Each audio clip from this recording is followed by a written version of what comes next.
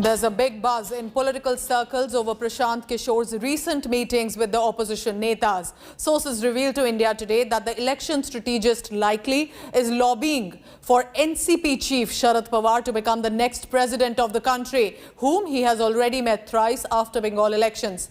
India Today learns that Prashant Kishore has also met Odisha Chief Minister Naveen Patnaik, Tamil Nadu Chief Minister M.K. Stalin also recently, although it was not officially reported. Sources say that as per Kishore's calculation, the electoral college number would be in favour of the opposition candidate as the president if Patnaik is on their side. Kishore's meeting with Rahul and Priyanka Gandhi yesterday is being seen as an icebreaker, and in that meeting that lasted for little over an hour, Kishore is learned to have given a detailed presentation about improving the Congress prospect in upcoming elections. Sources, however, have said that there is no discussion held on Punjab crisis, the internal rift during this meeting. But as per the calculations of this election strategist, a united opposition can upset the Bharatiya Janata Party's game plan and could prove a game changer for the opposition ahead of the 2024 general elections. सत्ताधारी party से ज़्यादा बड़े बड़े दिग्गज विरोधी party में बैठे हैं। हर स्टेट में एक एक बादशाह बैठा है, हर स्टेट का बादशाह है। ममता जी है वहाँ, शरद पवार साहब है, चंद्रा बाबू है, लालू यादव जी है, अखिलेश जी है। ये तो अपने राज्य में बड़े बड़े नेता हैं और अपनी उनकी ज़मीन पर मजबूती से खड़े हैं। अब ये सब एक साथ आना बहुत मुश्किल था और है आज भी, और आने के बाद नेता कौन, ये पहले तय होना चाहिए। आज मोदी जी के सामने अगर आपको लड़ना है तो एक चेहरा चाहिए। संगठन है सबका नीचे, बीजेपी से भी ज़्यादा मजबूत संगठन है हमारा सबका। प्रशांत किशोर जी किसी से भी मिल लें, मैं क्या कहूँ, ये तो उनका खैर अपना पर्सनल डिसीजन है, लेकिन मैं ये ज़रूर पूछना चाहूँगी कि राहुल गांधी जी किससे मिल रहे हैं। जून माह के अंदर 3-4 दिन कैप्टन अमरिंदर सिंह जी चक्कर लगा के वापस चले गए, हाईकमान उनसे नहीं मिला। वहीं पे सिद्धू जी गए, टीवी पे कह देना मैं तो नहीं मिल रहा सिद्धू जी से और अगले दिन मिल लेना। ये राहुल गांधी जी की यही नीति रही है। खैर उनका अंदरूनी कलह है, लेकिन हमने खास देखा है कि अगर कोई भी अपने बलबूते पे अपने दम पे कांग्रेस में मेहनत करके आगे बढ़ता है तो वो G23 का सदस्य हो जाता है। जब लोगों का अपने पार्टी पे, अपने पार्टी के नेताओं पर विश्वास ख़त्म हो जाता है तो इसी तरह से किराए के रणनीतिकारों की तलाश चलती है। अब चलने दीजिए, अच्छे अच्छे रणनीतिकार इनको ढूंढेंगे, इनको जानकारी देंगे, उसके बाद क्या हश्र हुआ है देखा है आपने। जब तक ये पार्टी परिवार के घोंसले से बाहर नहीं निकलेगी तब तक वो कितने भी रणनीतिकार और कितने भी जो है वो इकट्ठा करते रहे, उससे कुछ नहीं होने वाला। सुखद संकेत है कि सबने चुनावी रणनीतिकार के रूप में प्रशांत किशोर का लोहा माना था और पश्चिम बंगाल का चुनाव वो प्रमाणित कर दिया, चूँकि उन्होंने चुनाव परिणाम से पहले जो परिणाम के फल आने वाले थे बताया था, अक्षरशः वही हुआ। तो ऐसे रणनीतिकार अगर कांग्रेस से जुड़ते हैं तो आने वाले समय में कांग्रेस के लिए सुखद संकेत है। Prashant Kishore is no ordinary election strategist and he has a track record to prove that. Let me take you through his political journey. It started in 2012. It was with the BJP that won when he associated with the party's election strategy. In 2014, Lok Sabha elections, the NDA won, thereby the BJP as well. In 2015, he allied with the JDU Nitish Kumar, the party won. The setback came in 2017, joined with the Congress, but the party lost. However, in 2017, he associated with the Punjab elections, Amrinder Singh, the Congress party, bringing the Congress to power, which was unexpected to many, but the captain was back. In 2019, Jagan Reddy in Andhra elections, and of course, his party won as well. In 2020, when he allied with the Arvind Kejriwal prior government to get them back, and the party returned again, putting the stamp on his sort of strategy making. In 2021, Trinamool Congress winning in Bengal, and an election that would go down in history in so many ways, the manner in which TMC returned to power. In 2021, again, of course, just a few months then, DMK won the Tamil Nadu elections, and then all set for Punjab, possibly for Captain Amrinder Singh, because if Captain returns, thereby the stamp on the strategy of Prashant Kishore could only get more strong. However, will it be Punjab? Will it be any more strategies with regard to now his meetings with the opposition netas? That remains to be seen. Let me now go across to my colleague Mausami Singh, because Mausami has all the latest and the inside track. Now, many are unsure, Mausami, for now, if it would be only election strategies, it could be perhaps much more that he's aiming at. What are your sources telling you about him lobbying for NCP chief Sharad Pawar to pitch him as the next president by a united opposition? Over to you, Mausami. Pooja, we did speak to Prashant Kishore and he did tell India Today that all the media reports are mere speculation. But of course, you know, Prashant Kishore would like to downplay a meeting with Rahul Gandhi and Priyanka Gandhi Vadra. We do believe that even Sonia Gandhi was present through video conferencing. So now that meeting, in the backdrop of his meeting with Sharad Pawar and the likes of Stalin, assumes paramount importance, because remember, the opposition has been a very, very divided lot as far as the parliament is concerned and cornering the BJP is concerned. There are fence sitters that have embarrassed the opposition many times during the passage of important bills, and that's one reason that the BJP has got its way in moving big historic bills that it has called it its signature bills, signature acts and agenda. So really there, you know, Prashant Kishore's meeting with Rahul Gandhi has to be seen in that light, and more than one time the choruses. All right. Mausami, keep tracking all the latest, because this is only going to get interesting. Are we looking at not just state elections anymore, but who could be the next president? Now I'm going to update you about why precisely the election there for the president is also important. So who can vote? Why is it such a huge opposition ground possibility? Members of legislative assemblies of different states do get to vote. Members of both houses of parliament, which is the Lok Sabha, the lower house, the Rajya Sabha, the upper house. Now, who cannot vote? Nominated members of the legislative assemblies will not be able to put forth their vote. Also, the nominated members of Rajya Sabha will not be able to put vote for the president of the country. But what is the value thereby? The value will be total state population or the number of MLAs per thousand. So that is going to be a calculation that is usually done to get the number on ground. The members of parliament vote means total number of MLA votes or the total number of the members of parliament. So these are different permutations and combinations that are put together, and usually if the opposition does have a higher number, likely it does in the manner in which in Rajya Sabha, it may just come together and vote, put forth the election for the president candidate for the elections. Now, ahead of the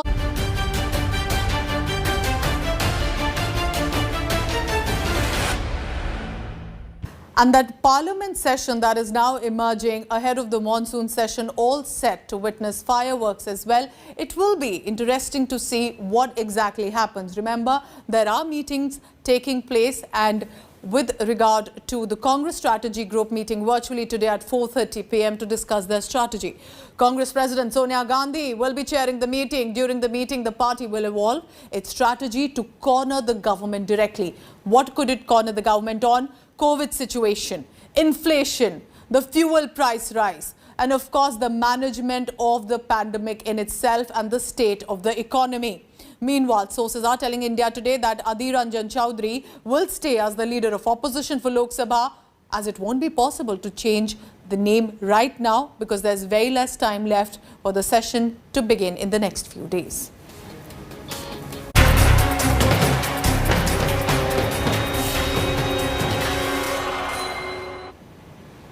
But it is the election-bound state of Punjab that is witnessing a widening rift between its two more popular faces, Navjot Singh Sidhu and Captain Amrinder Singh. Now, what is happening is there are meetings taking place in the past few days as well. But for now, it appears that the rift will only widen. So what has Navjot Singh Sidhu done now? He has decided to heap praises. It's a cryptic message, a sarcastic jibe maybe, on the Aam Aadmi Party, stating that the Aam Aadmi Party understands the issue that Navjot Singh Sidhu has wanted to be raised here in Punjab. The manner in which Kejriwal, the Chief Minister of the state, response to it is also worth considering. Take a look. Googly. Well, actually, a bunch of googlies. Starting with a cryptic tweet, Sidhu took an apparent dig at his own party, the Congress, expressing his admiration for the Aam Aadmi Party. Sidhu tweeted, "Our opposition AAP has always recognized my vision and work for Punjab, be it before 2017, sacrilege, drugs, farmers' issues, corruption and power crisis faced by the people of Punjab, raised by me."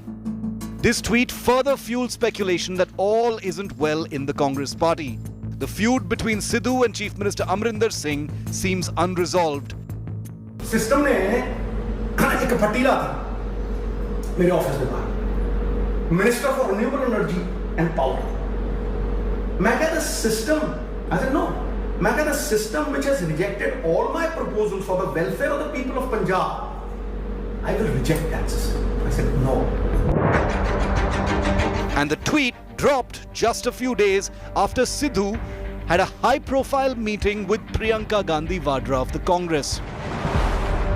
Sidhu's tweet in praise of AAP convener Arvind Kejriwal has also opened up the possibility of him joining the Aam Aadmi Party if the truce brokered by the Gandhis has failed to hold.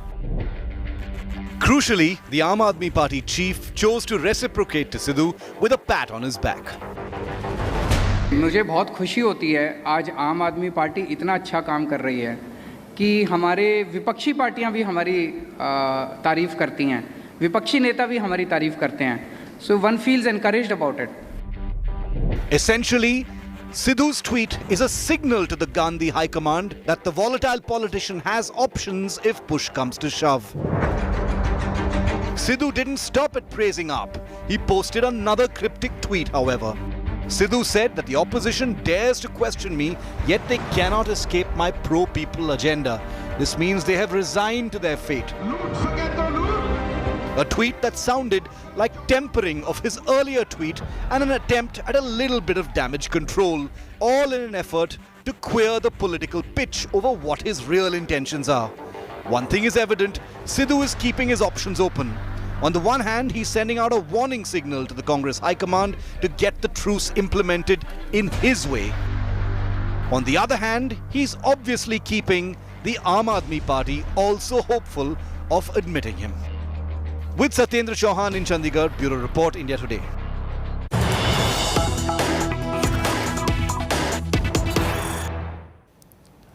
Home Ministry has issued an advisory to ensure COVID-appropriate behaviour. It's a reminding statement that after Prime Minister himself had warned caution. Remember, this is regarding people crowding not only hill stations but other public places as well. Home Secretary writing to states again, flagging off the COVID inappropriate behaviour, asking for stringent steps by the administration to be taken. Kamaljeet Sandhu with all the latest on that. Kamaljeet, so a reminder coming in from the Home Ministry. What exactly is being said in this letter written to states? Over to you. Well, Pooja, there's been enough indications and warning coming in that the second wave is not gone yet. The third wave is impending, and yet there is COVID inappropriate behavior. Especially there are visuals going viral, whether it's from hill stations, from Himachal Pradesh, to those ones in Uttarakhand. There are obviously disturbing measures coming in that markets are overcrowded, that restaurants are full. And keeping in mind these kind of visuals coming in, there is every indication that caution has been thrown to the wind, and that is why Home Secretary has now written to all the administrators as well as the authorities in the states and union territories to look into this particular aspect and make responsible for all those people who are responsible for crowding. Whether it's the restaurant holders, whether it's the stadium, whether it is these popular destinations, people will be held accountable.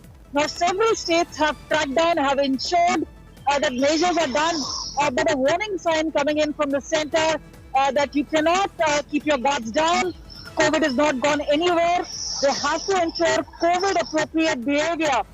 The Prime Minister has spoken. We also know the Supreme Court has taken cognizance of news reports when it comes to Kavadiya Yatra. So all these are indications that COVID is not going anywhere, and now extreme caution needs to be exercised. It cannot be thrown to the wind. So repeated statements coming in from the Ministry of Home Affairs reminding people that not to let your guard down with the threat of the third wave looming large. Kamalji, thank you very much for this advisory that has now been issued to the states by the Ministry of Home Affairs.